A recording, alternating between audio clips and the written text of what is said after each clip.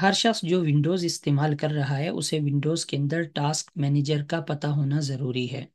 Task manager के बारे में मालूमात का होना इसलिए ज़रूरी है कि टास्क मैनेजर हमारे बहुत सारे कामों को आसान कर देता है और बहुत दफ़ा हमें इसकी ज़रूरत पेश आती रहती है।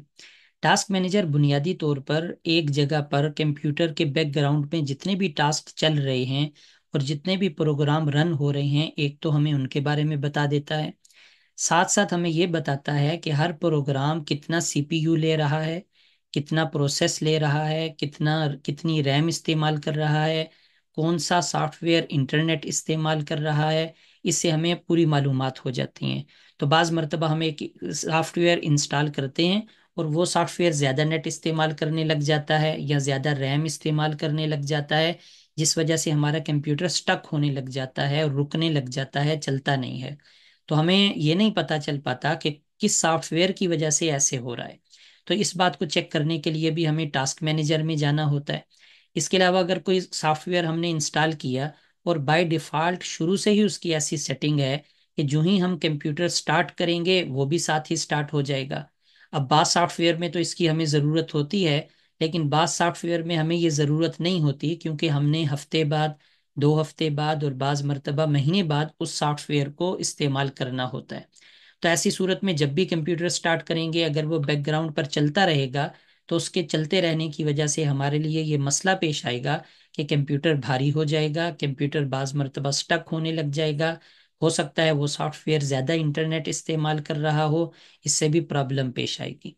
तो इन सब चीज़ों के सलूशन के लिए टास्क मैनेजर को समझना और उसके ज़रिए से अपने सॉफ्टवेयर की सेटिंग करना, ये भी एक अहम काम है। तो सबसे पहले हम टास्क मैनेजर को देख लेते हैं। उसको देखने के लिए हम टास्क बार में खाली जगह पर राइट क्लिक करेंगे तो हमें पहली ऑप्शन टास्क मैनेजर की मिल जाएगी। टास्क मैनेजर को इस तरीके से भी एक्सेस किया जा सकता है, और अगर आप चाहें तो आप शार्ट कीज यूज कर सकते हैं, control alt delete. Control alt delete की आप अगर कीज को दबाएंगे तब भी आपके सामने टास्क मैनेजर आ जाएगा। तो हम फिलहाल राइट क्लिक करते हैं टास्क बार पर। यहाँ टास्क मैनेजर पहली ऑप्शन हमें नजर आ गई है, इस पर हम क्लिक कर देते हैं तो हमारे सामने टास्क मैनेजर ओपन हो गया। यहाँ पर आप देख सकते हैं कि शुरू के अंदर जो जो एप्स चल रहे हैं वो भी नजर आ रहे हैं, और हर ऐप कितना सीपीयू, कितनी मेमोरी, कितनी डिस्क इस्तेमाल कर रहा है ये भी हमें नजर आ रहा है। मसलन मेरे पास यहाँ पर नीचे लिखा हुआ है जूम, तो जूम के आगे आप देखें तो सीपीयू ये 20% यूज कर रहा है, मेमोरी ये 279% यूज कर रहा है, डिस्क ये 0.2% यूज कर रहा है, नेटवर्क 0.1 MB यूज कर रहा है। तो हमें इस तरह मालूम हो जाता है कि कौन सा सॉफ्टवेयर या कौन सी एप्लीकेशन कितने जो है यूजेज कर रही है सीपीयू मेमोरी की, ताकि हम उसे बाकी रखें या हम उसे अनइंस्टॉल कर दें ताकि हमारे कंप्यूटर के लिए वो भारी साबित ना हो। तो एक जरिया तो ये है।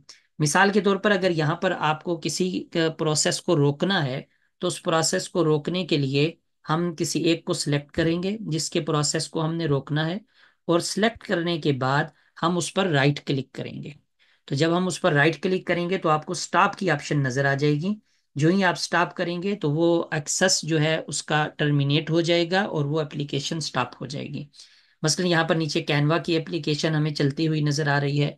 हम इसके ऊपर राइट क्लिक करेंगे तो देखें एंड टास्क सबसे ऊपर नजर आ रहा है, एंड टास्क। हम इस पर क्लिक करेंगे तो कैनवा चलना रुक जाएगा और ये जितने सोर्सेज बैकग्राउंड में यूज कर रहा है वो सब भी साथ साथ रुक जाएंगे। तो इस जरिए से हम टास्क मैनेजर को यूज कर सकते हैं।